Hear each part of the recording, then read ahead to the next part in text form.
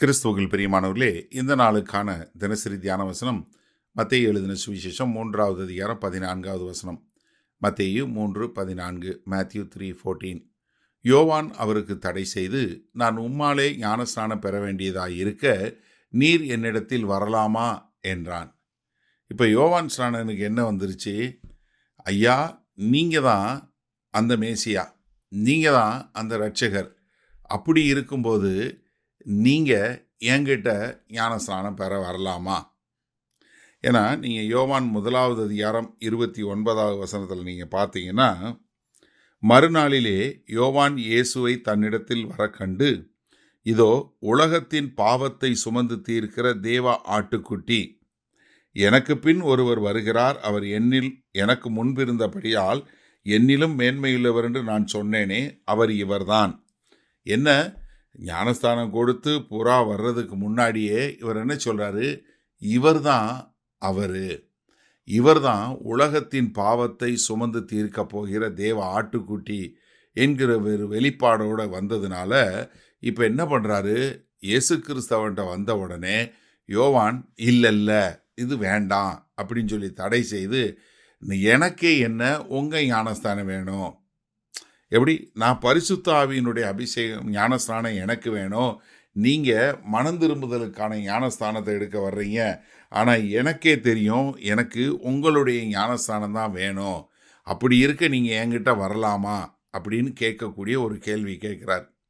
ஆனால் கர்த்தருடைய அனாதி தீர்மானம் பாருங்கள், இந்த எந்த ஒரு மனுஷனையும், அது இயேசு கிறிஸ்துவிலேருந்து யாராக இருந்தாலும் யாரையும் ஒரு தன்னிச்சையாக ஒரு மனிதனாக இருக்க விடலை. ஏன்னா கர்த்தராகிய இயேசு கிறிஸ்து தன்னுடைய தெய்வீக தன்மையெல்லாம் ஒதுக்கி வைத்துவிட்டு ஒரு சாதாரண அடிமையின் ரூபம் எடுத்து மனுஷனாக வந்தார். அதனால் அவர் எல்லாரையும் சார்ந்து வாழக்கூடிய ஒரு காரியம்.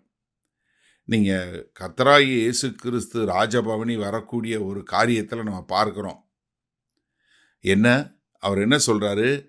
நீங்கள் போய் எனக்கு ஒரு கழுதைக்குட்டியை கூட்டு வாங்க. எப்படி? நீங்கள் எனக்கு ஒரு கழுதைக்குட்டியை எடுத்துட்டு, யாரும் ஏறாத ஒரு கழுதைக்குட்டியை கூட்டுவாங்க அப்படின்னு சொல்லக்கூடிய ஒரு காரியம்.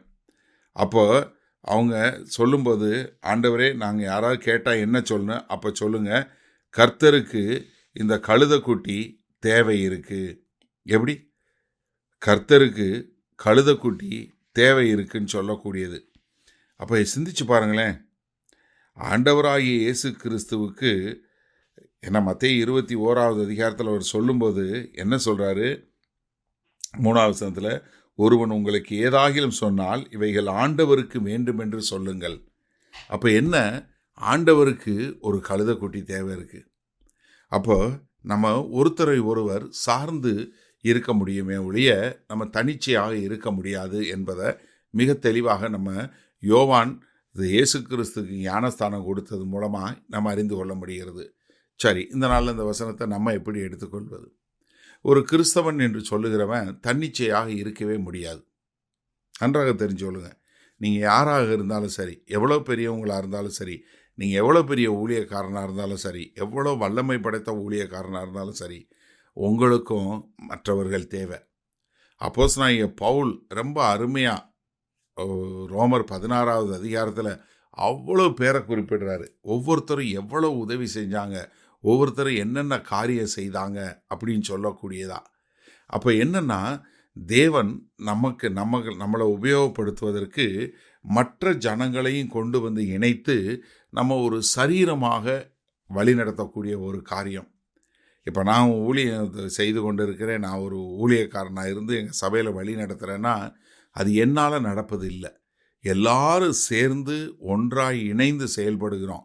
எனக்கு அங்கே பிரசங்கம் பண்ணுற பொறுப்பு, அதை நிர்வகிக்கிற பொறுப்பு, இன்னொருத்தருக்கு அங்கே கார் பார்க்கை பார்த்துக்கிற பொறுப்பு, இன்னொருத்தர் அங்கே சேர் போடுறது, இன்னொருத்தவங்க அங்கே இசைக்கருவியில் வாசிக்கிறது, ஒருத்தவங்க ஒர்ஷிப் நடத்துறது, இன்னொருத்தவங்க டீ போடுறது, இன்னொருத்தவங்க சுத்தம் பண்ணுறது.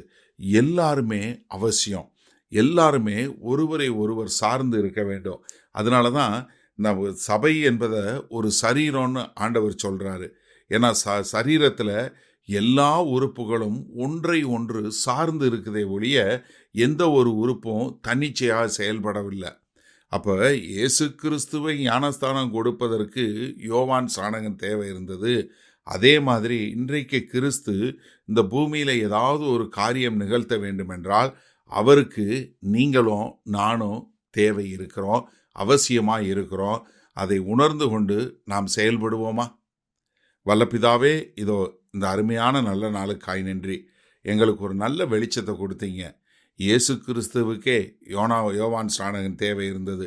அதே போல் எங்களுக்கும் எங்களுடைய ஊழியங்களை, எங்களுடைய வாழ்க்கையில் எங்களுக்கு கொடுக்கப்பட்ட ஓட்டங்களை நிறைவேற்றுவதற்கு நாங்களும் மற்றவர்களை சார்ந்து வாழ வேண்டும் என்பதை நாங்கள் புரிந்து கொண்டோம். அதனால் எங்களை முழுமையாய் ஒப்புக் கொடுக்கிறோம். மீட்பரும் இரட்சகருமாகிய இயேசு கிறிஸ்துவின் மூலம் பிதாவே, ஆமேன். கர்த்தர் உங்களை ஆசீர்வதிப்பாராக.